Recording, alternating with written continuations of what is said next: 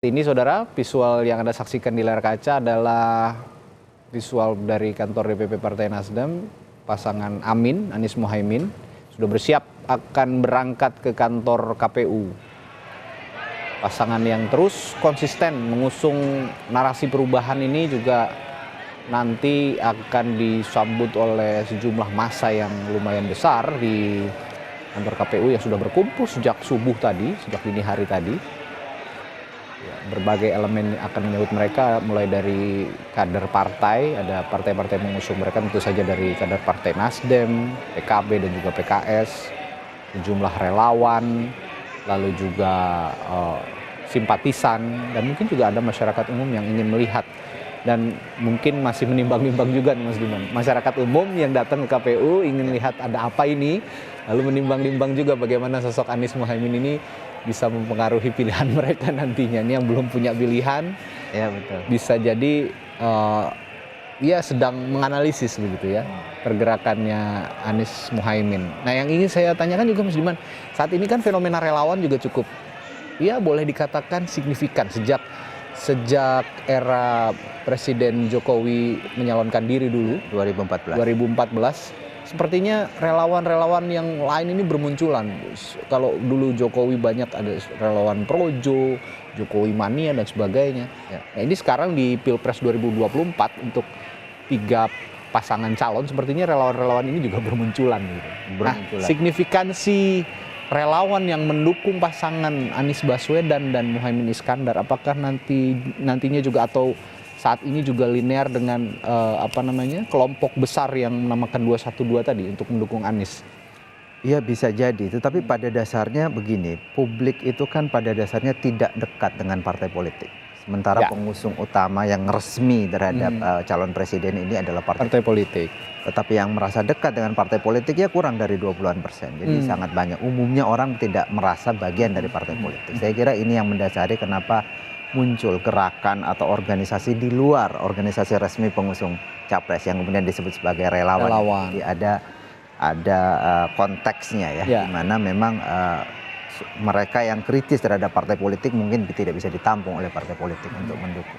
Kemudian yang kedua juga sebenarnya tadi disebut bahwa mungkin sebagian yang hadir di sini juga melihat ya menganalisis dulu gitu. Akan memilih atau tidak. Memang di dalam survei kita juga menemukan bahwa swing voters atau yang kemungkinan mengubah pilihan dari mereka sekarang memilih tapi kemungkinan mengubah pilihan itu sekitar 30-an%. Oh, lumayan besar ya? Besar, dan masih ada 10% yang undecided voters yang belum menentukan pilihan. Ya. Jadi sekitar 40% sebenarnya ruang bagi capres dan cawapres untuk kemudian bisa bermanuver di sana untuk meraih dukungan atau menambah dukungan yang sekarang sudah ada.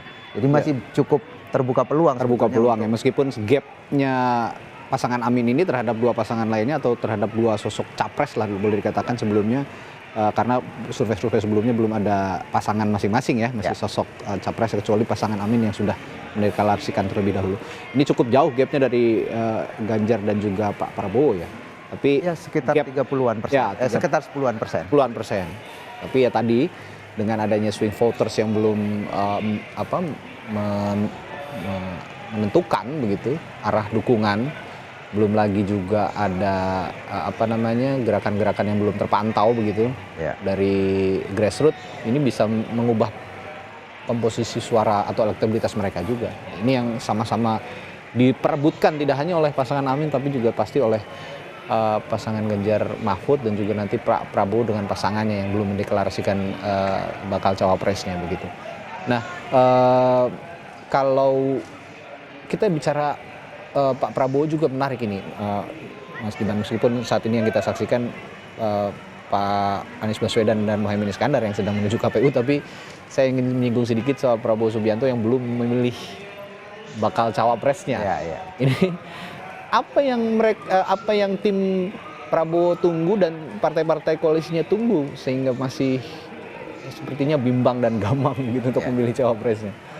Saya kira di Prabowo Subianto persoalannya lebih rumit sebenarnya jika misalnya dibandingkan dengan Ganjar Pranowo. Pada Ganjar Pranowo ada satu partai yang sangat dominan dan tanpa dukungan partai lain pun mereka bisa maju mengusung Oke. capres-cawapres, sehingga di Ganjar Pranowo pilihan untuk capres itu lebih mudah gitu sebetulnya, Ya. atau lebih terbuka peluang untuk memilih tokoh-tokoh di luar partai politik seperti yang sekarang terjadi.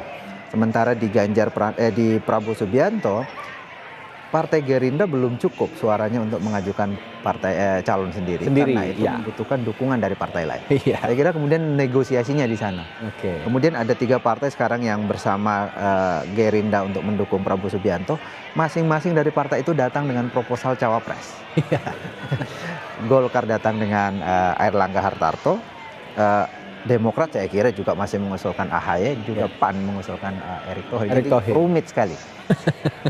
Belum lagi Ada Gibran juga. ada Gibran, belum tokoh-tokoh Nahdlatul Ulama juga yang dipertimbangkan Yap. karena melihat pasangan dari Anies Baswedan dan Ganjar Ya, juga betul. merupakan tokoh Nahdlatul Ulama.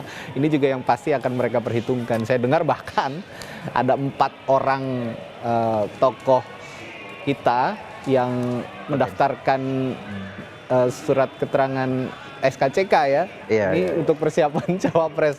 Ada Pak Sepertinya Yusril masih juga. agak gampang untuk pasangannya Pak Prabowo untuk jadi cawapres ini. Nah, nanti kita akan menuju ke gedung KPU juga. Kita saksikan di layar kaca Anda ini pasangan Anies Muhaimin sudah menuju ke kantor KPU. Kita saksikan prosesinya. Setelah jeda tetaplah di Breaking News Kompas TV.